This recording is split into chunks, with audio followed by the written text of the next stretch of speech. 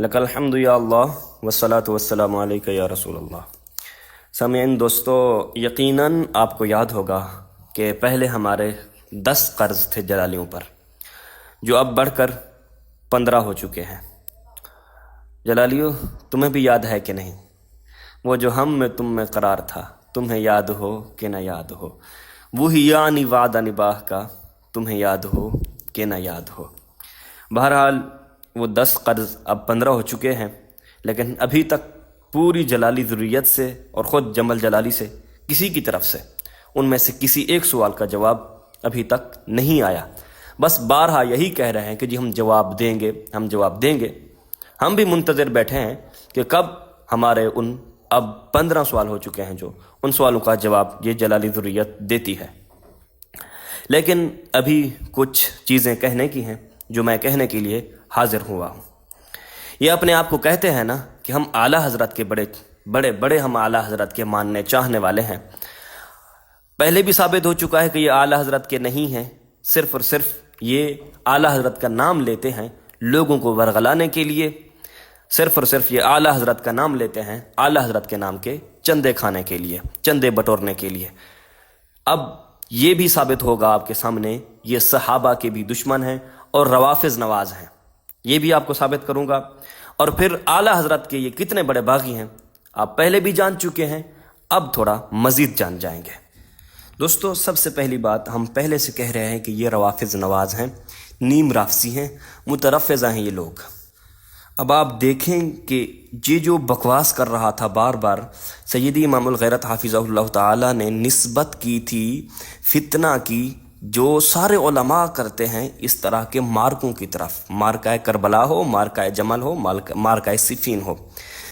انہی کی گفتگو فرماتے ہوئے سیدی امام الغیرت نے فرمایا تھا کہ وہ امام کی رائے تھی، امام کا اجتہاد تھا، وہاں سے انکار کر کے چلے مکہ میں آ گئے، اجتہاد تھا، وہاں سے خطوں کے پیچھے چلے کوفہ میں آ گئے، پھر یہاں آ کر اجتہاد بدل گیا، رائے بدل گئی۔ کم از کم 3 بار یہاں پر سیدی امام الغیرت نے لفظ اجتہاد بولا امام عالی مقام رضی اللہ تعالی عنہ کے لیے۔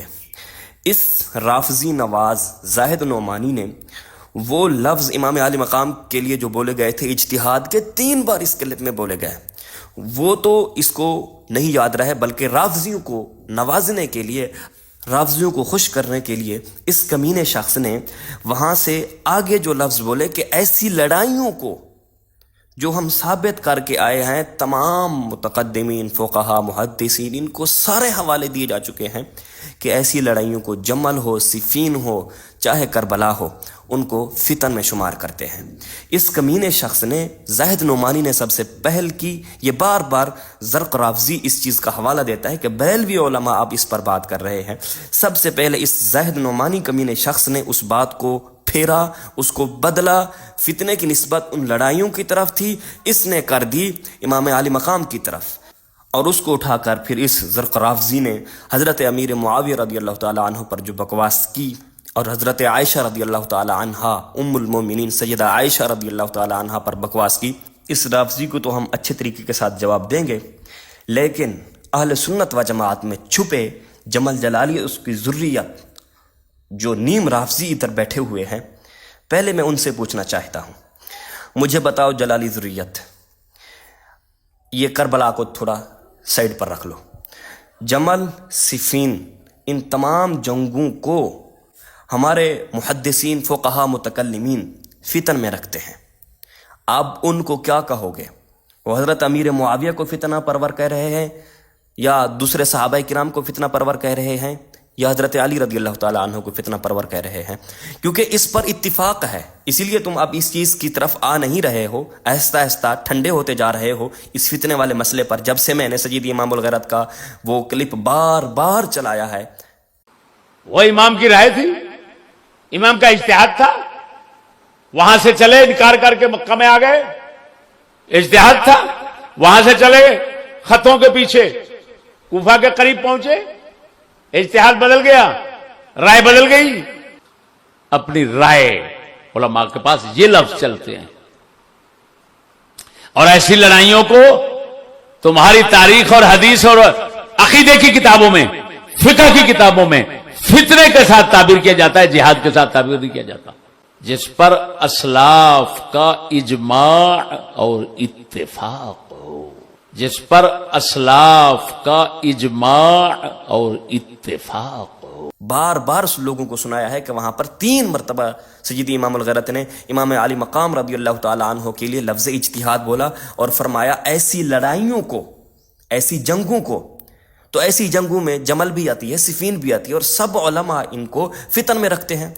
हमारा सवाल फिर यह है कि अगर तुम कहते हो कि इस तरह की लड़ाइयों की तरफ फितना की निस्बत करने से वो फितना की निस्बत शख्सियात की तरफ जाती है, तो फिर बताओ हज़रत अमीर मुआविया को तुम फितना परवर कहते हो, या हज़रत अली रज़ी अल्लाह तआला अन्हु को फितना परवर कहते हो, या दीगर सहाबा किराम को फितना परवर कहते हो? उठाओ सारी किताबें। बगैर तो तुम्हारी वजह से आज राफजी तुम्हारी इस बात को उठाकर हज़रत अमीर मुआविया पर पता क्या बकवास करता है, ये जरा सुन लो। मैं पहले भी इस बात की वजाहत कर चुका हूं, अब भी करूंगा कि माविया और यजीद की तो इतनी औकात नहीं है कि उन्हें डिस्कस किया जाए, टू बी ऑनेस्ट। नौमान जलाली और जमल जलाली कमीनो, ये तुम्हारी वीडियो उठाकर, तुम्हारी बात सुनकर ये इसी वीडियो में बार बार कहता है कि जी अब बरेलवी उलमा भी मैदान में आ रहे हैं इस बारे में, अब बरेलवी उलमा भी उठकर यही बातें कर रहे हैं जो मैं कर रहा हूं। और ये क्या बकवास कर रहा है? सैयदा तय्यबा ताहिरा सैयदा आयशा रज़ी अल्लाह तआला अन्हा पर बकवास कर रहा है, और फिर हज़रत अमीर मुआविया रज़ी अल्लाह तआला अन्हु पर बकवास करते हुए क्या कहता है, ये सुन लीजिए।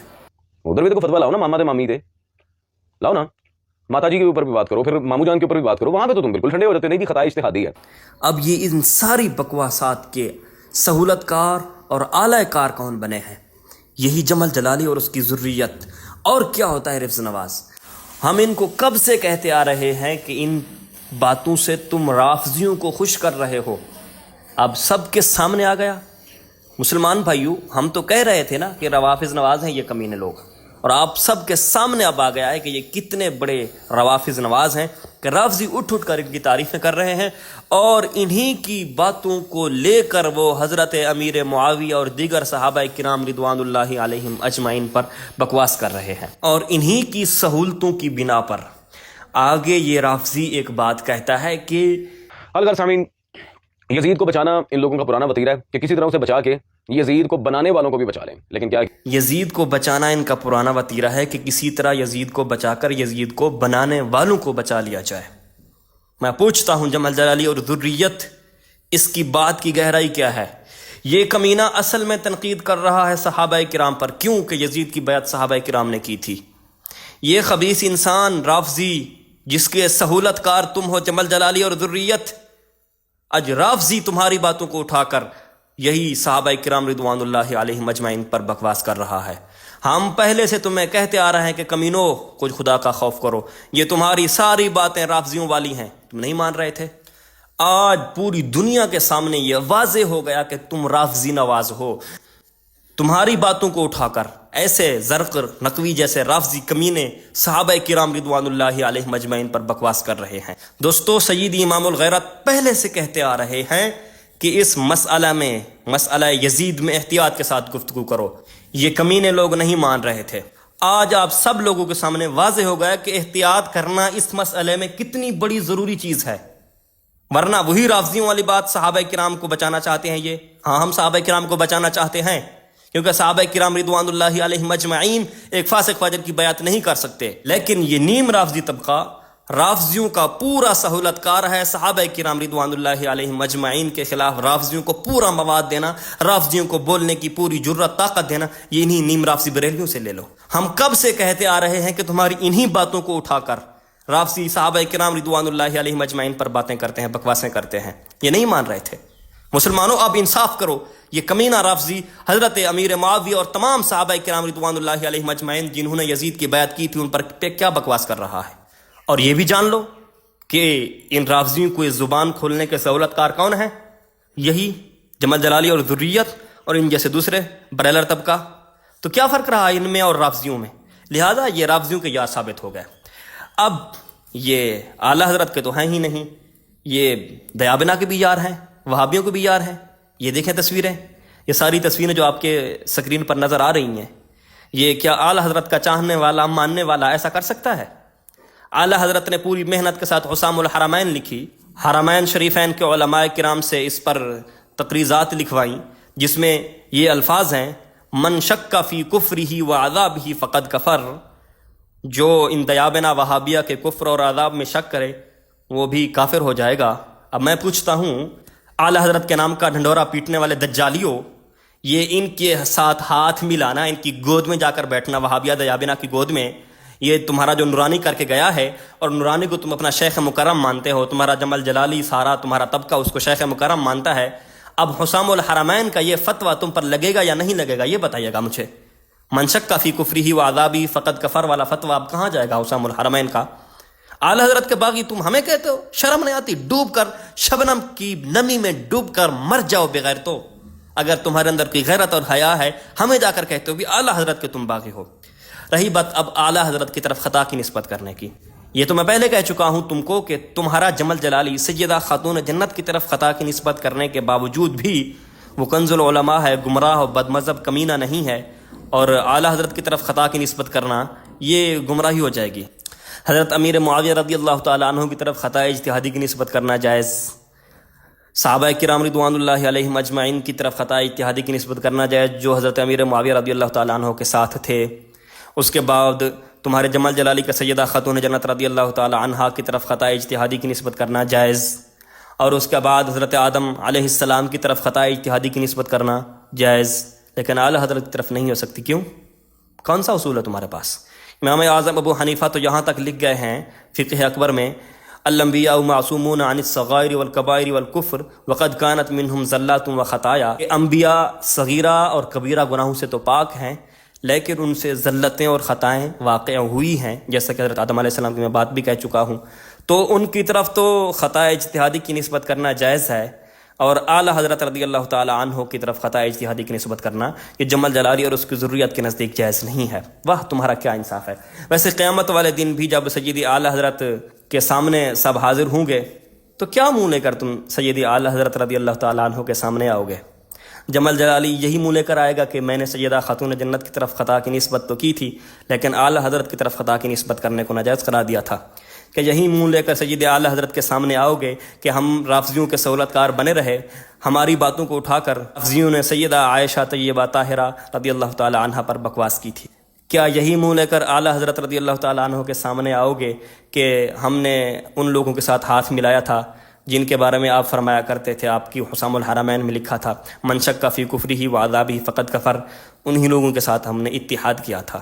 کیا یہی منہ لے کر سید اعلیٰ حضرت رضی اللہ تعالیٰ عنہ کے سامنے جاؤ گے؟ بہرحال دوستو، یہ جمل جلالی اور اس کی ضروریت اور ان جیسے لوگ نہ تو یہ صحابہ کرام کے ہیں، نہ اہل بیت کرام کے ہیں، اور نہ ہی یہ بزرگان دین کے ہیں، اور نہ ہی یہ سیدی اعلیٰ حضرت کے ہیں، بلکہ یہ طبقہ نیم رافضی مترفضہ رافضی نواز ہے، رافضیوں کا سہولت کار ہے، اور اس کے ساتھ ساتھ یہ طبقہ وہابیہ دیابینا کا بھی اتحادی ہے، جن کے بارے میں سیدی اعلیٰ حضرت رضی اللہ تعالی عنہ فرما چکے ہیں من شک فی کفرہ و عذابہ فقد کفر، جو ان کے کفر اور عذاب میں شک کرے وہ بھی کافر ہو جائے گا۔